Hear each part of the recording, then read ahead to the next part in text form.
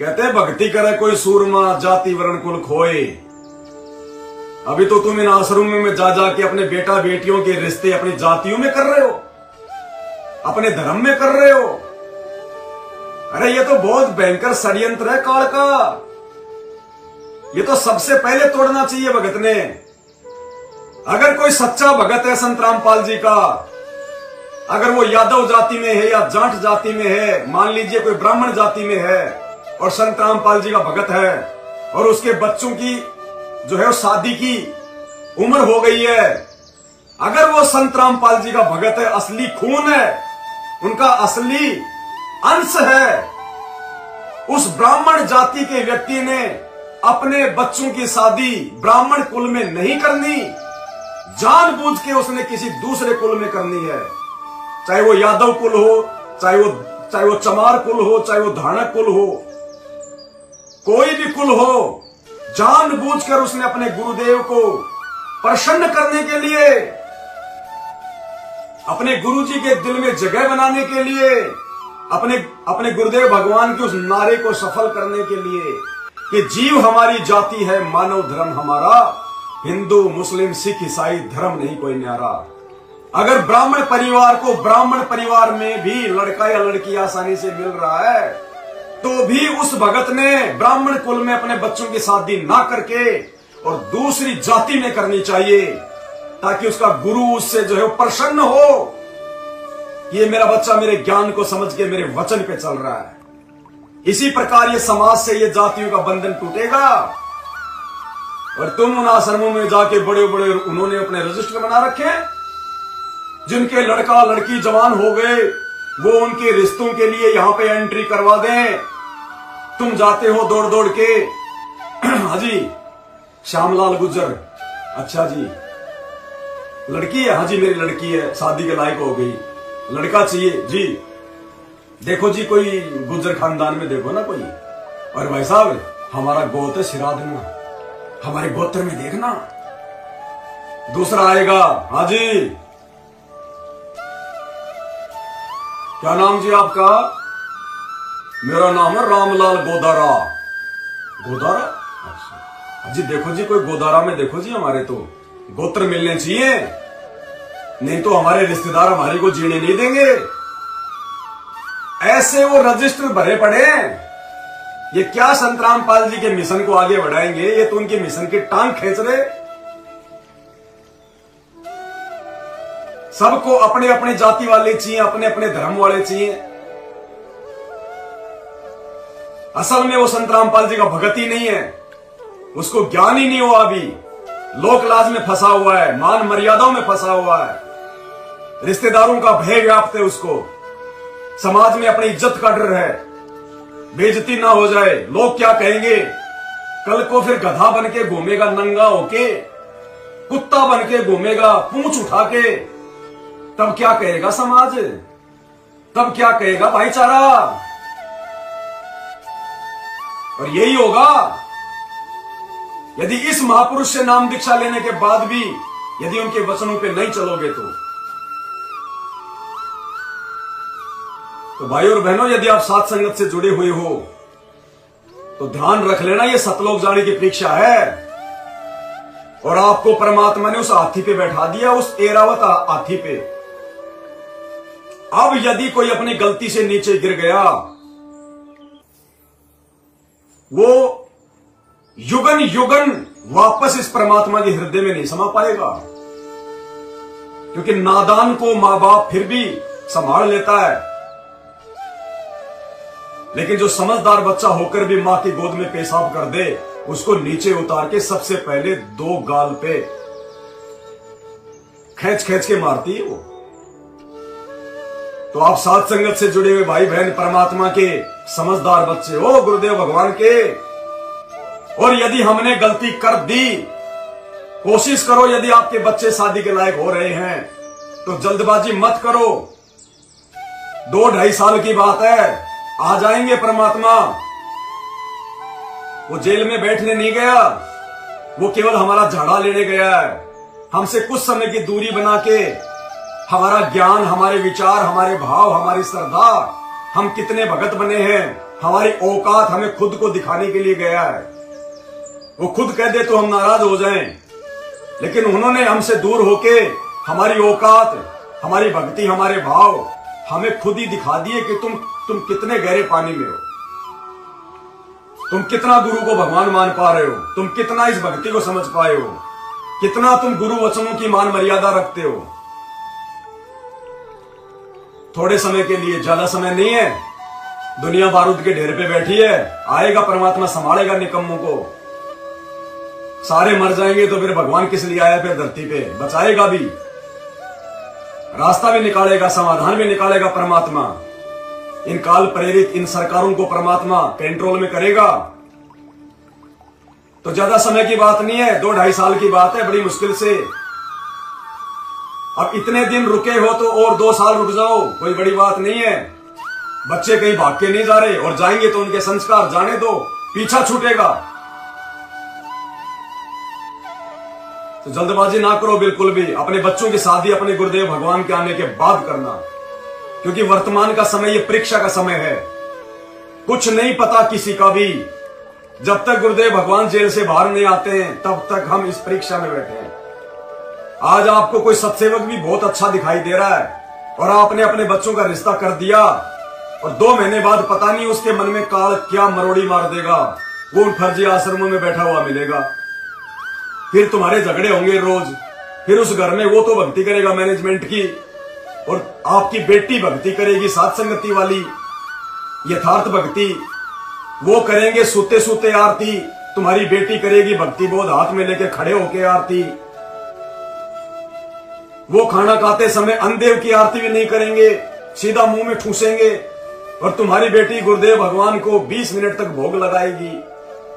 आज लगा साहिब को भोग दीन के टुकड़े पानी का।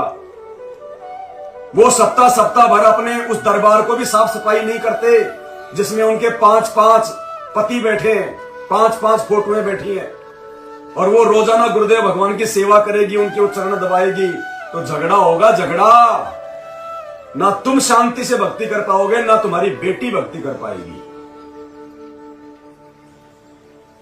भाई और बहनों, आपके ऊपर विशेष मेहर है। परमात्मा ने इस कुत्ते को खड़ा करके हर प्रकार से तुम्हें सावधान करवा रहे हैं। परमात्मा मालिक ने कह दिया कि बच्चों का संस्कार, बेटा या बेटी, गुरुदेव भगवान ने जोड़ रखा है। जिनके माँ बाप बच्चे पैदा करते ही मर जाते हैं, उनके बच्चों की भी शादियां होती है। वो भूत आके शादी करवाते हैं क्या? तो यदि हमारे बेटा बेटियों के जहां भी गुरुदेव ने संस्कार जोड़ रखे, वो उसी समय होंगे और ठीक जगह होंगे। यदि हम धैर्य रखेंगे, इंतजार करेंगे, और यदि हम जल्दबाजी दिखाएंगे, गुरुजी की मर्यादा तोड़ेंगे, तो भाई तुम भी दुखी और तुम्हारे बेटा बेटी भी दुखी। तो परमेश्वर की हमने इस नारे की लाज रखनी है, जीव हमारी जाति है, मानव धर्म हमारा।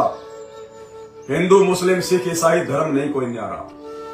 हम सत्सेवकों ने तो विशेष तौर पे, हम जिस भी सांसारिक जाति में और गोत्र में हैं, हमने उसके अलावा अपने बच्चों की शादी करनी है। अच्छा परिवार देख के जल्दबाजी मत करना कि बहुत अच्छा भगत है, गुरुजी का भगत है, अरे गुरुजी से नाम ले लिया। गुरुजी से नाम ले लेके 20-20 साल बाद में भी लोग जो है बिगड़ गए। सार नाम तक लेके, सतनाम तक लेके 10-10 साल गुरुजी के पास रह के लोग बिगड़ गए। आज दूसरे पंथों में नरक की भक्ति कर रहे हैं, यमलोक की। तो परमेश्वर ने बुद्धि दी है, मानव शरीर दिया है, ऊपर से अनमोल ज्ञान दे दिया, साथ संगति से जोड़ दिया। अब भैया एक एक कदम फूक फूक के रखना है। मात्र किसी को ये समझ के कि ये तो मेरा सत्सेवक भाई है, अरे ये तो हर साथ संगति में आता है, तो बहुत अच्छा भगत है, ये तो वहां पे भक्तों की चप्पल साफ करता है। ये जल्दबाजी में फैसले मत लेना, तुम्हारी चप्पल साफ कर जाएगा वो किसी दिन। भक्तों का ऊपरी दिखावा देख के निर्णय मत करना, बहुत सोच समझ के। जहां भी रिश्ता करो, पहले उस भगत के घर पे जाओ, कुछ दिन रुको, उसकी वो क्रियाएं देखो, उनके विचार देखो। 5-7 दिन में तो सब कुछ समझ में आ जाएगा। परमात्मा कहते हैं साधु शब्दा परखिए, भगत की पहचान उसके शब्दों से ही हो जाती है, उसके बोलचाल से। साधु शब्दा परखिए दुख पड़े घरनार। घरनार यानी घर की औरत। जब आपके ऊपर संकट आएगा, आपके परिवार पे संकट आएगा, उस समय आपकी पत्नी की पहचान होती है कि आपको छोड़ के भगती है या बात बात पे आपके चिमटे मारती है। तू बर्बाद कर दिया, तूने ये कर दिया, तूने वो कर दिया, तू किसी काम का नहीं। उस विपत्ति के समय वो अपने पति का विश्वास बांधती है या उसको और ज्यादा ताने मार मार के बेचारे को मार देती है। तो कहते हैं साधु शब्दा परखिए और दुख पड़े घरनार, और सूरवीर जब जानिए जब रण बाजे तलवार। सूरवीर की पहचान युद्ध के मैदान में होती है। अब भक्ति मार्ग का युद्ध है संघर्ष, मारकाट नहीं होता भक्ति में। भक्ति में यानी संघर्ष, ज्ञान और अज्ञान के बीच में ज्ञान को आधार बना के जो संघर्ष करेगा, दुनिया पता नहीं क्या क्या कहेगी। तुमने बेड लगा लिया, तुम तो पवनदास के चेले बन गए, तुम तो पवनदास के पीछे जो है वो चल पड़े। अरे पवनदास ने कौन सी आरती बदल दी, कौन से मंत्र बदल दिए? पवनदास कौन सा सिंहासन पे बैठ के जो है बल्कि सत्संग कर रहा है? पवनदास कौन सा जो है कि अपना चरणामृत भक्तों को पिला रहा है? कौन सी भक्ति क्रिया हमने चेंज कर दी, बता दीजिए एक भी। हम तो भक्ति करते करते हमारे और अधिक भाव हमारे गुरुजी में कैसे बढ़े, उसके लिए यह प्रक्रिया है। और ये प्रक्रिया तो आने वाले समय में अपने गुरु को भगवान मान के सबने करनी पड़ेगी। मैनेजमेंट वालों ने भी करनी पड़ेगी। यदि भक्ति चाहिए, भगवान चाहिए तो झक मरा के अभी कर लो बकवास, जितनी करनी है उतनी, कोई बड़ी बात नहीं है। राम किसी को मारे नहीं, मारे तो हत्यारा राम। अपने आप ही मर जाओगे एक दिन कर करके खोटे काम। ये बेड तुम्हारे गुरु के लिए है, इस पे पवनदास नहीं सोता, कोई और आके नहीं सोएगा।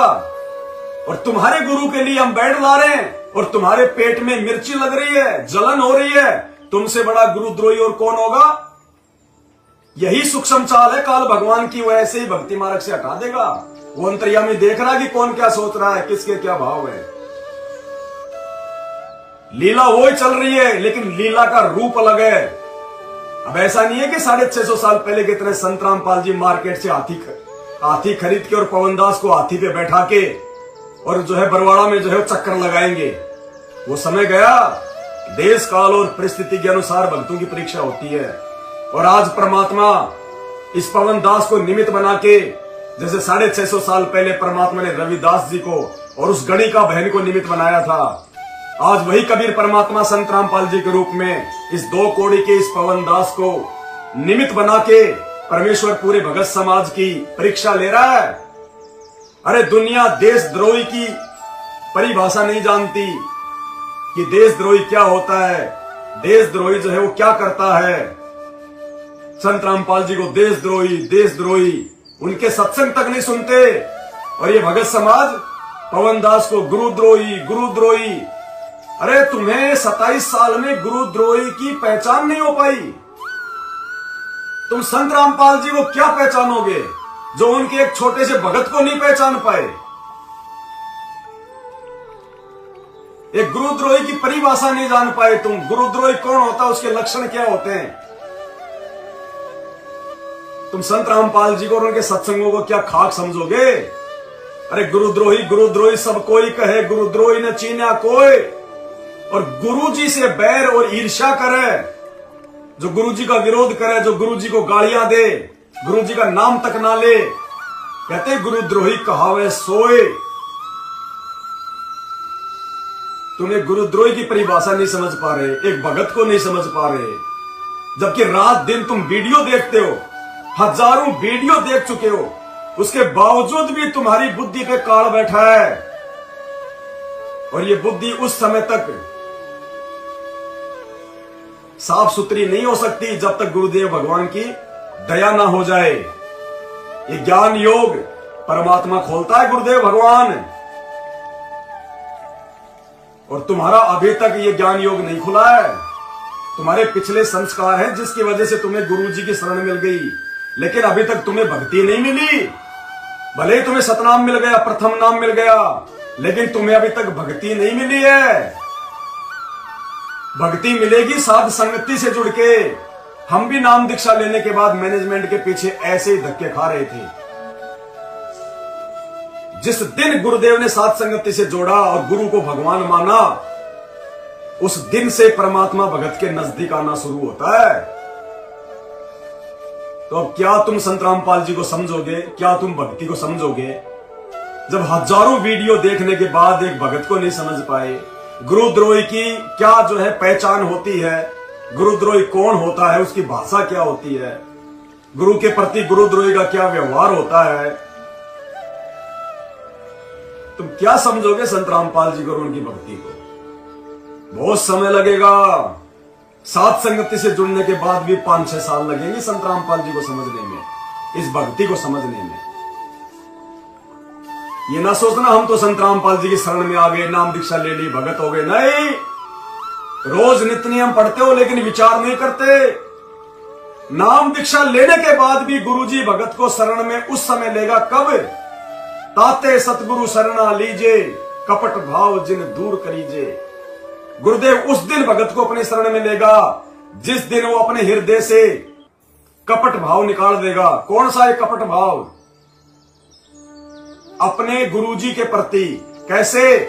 अपने गुरुजी को परमात्मा ना मान के किसी और को पूजना, किसी और को भगवान मान के पूजना, किसी और को भोग लगाना, किसी और को दंडवत करना, किसी और के आगे दीपक जलाना, किसी और को भगवान बताना।